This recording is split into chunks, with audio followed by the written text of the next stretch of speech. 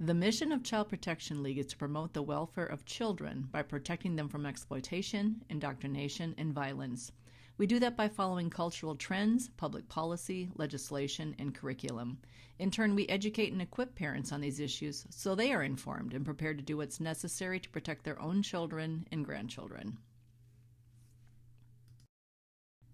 We formed in 2013 to defeat the anti-bullying bill, which was called the Safe and Supportive Schools Act. It was definitely countercultural to be against an anti-bullying bill, but we knew the bill established a huge new bureaucracy, which would codify into law all of the things we are fighting today.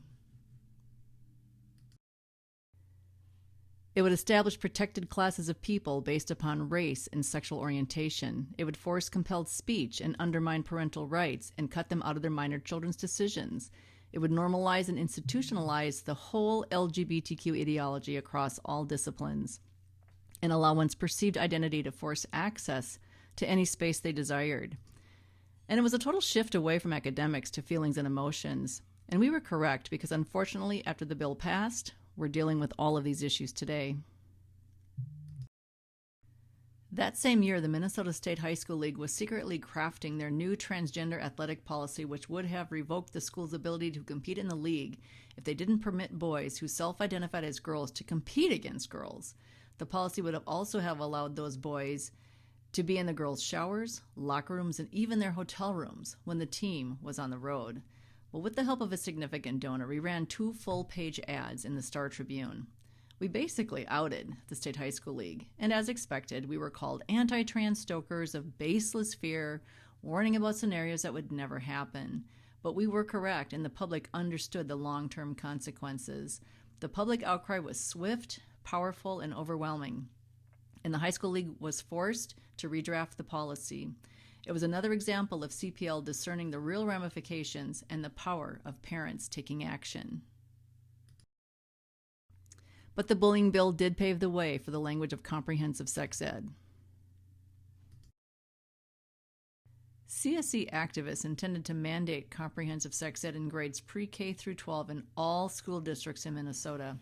It passed the Minnesota House in 2019, but the heroic efforts of key legislators made it so toxic the Senate refused to take it up.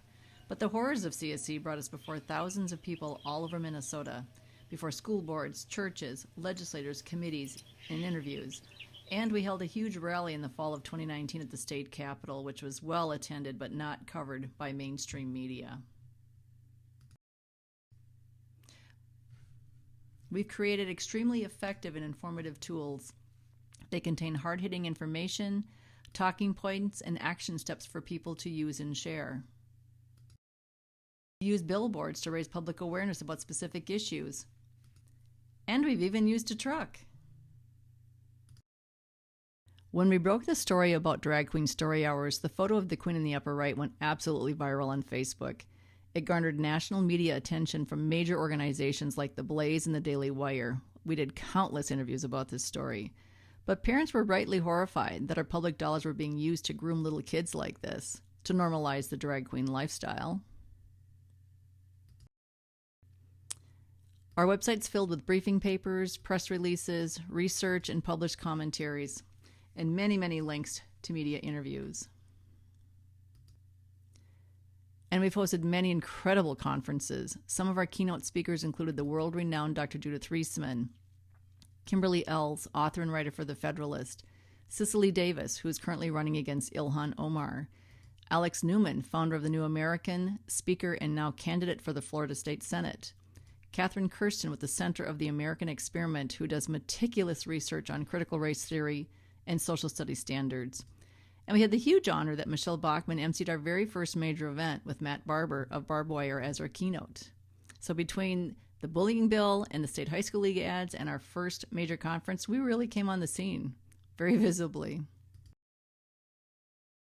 A major project we're working on right now is alerting the public to the incredibly lax sentencing guidelines in Minnesota for child sexual predators who are convicted of possessing, trading, and producing imagery and videos of the rape and torture of children, toddlers, and infants.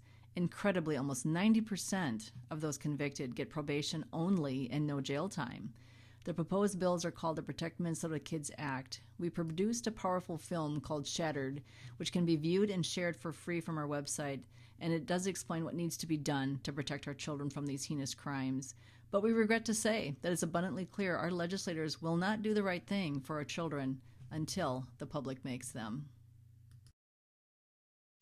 Finally, we work with a broad coalition of grassroots and national organizations across the United States. There's so much good work being done, and we're honored to be part of these efforts.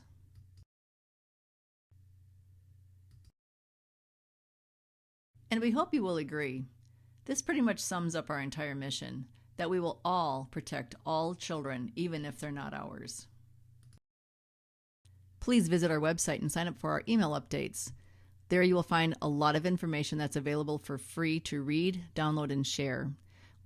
We are often the first to expose many major issues. Please also follow us on our social media pages and like and share important content that's posted daily. And finally, please consider supporting us financially. 100% of the funds we receive are used to support the work we do. Together, we will be stronger and more effective in protecting parental rights and our children for generations to come.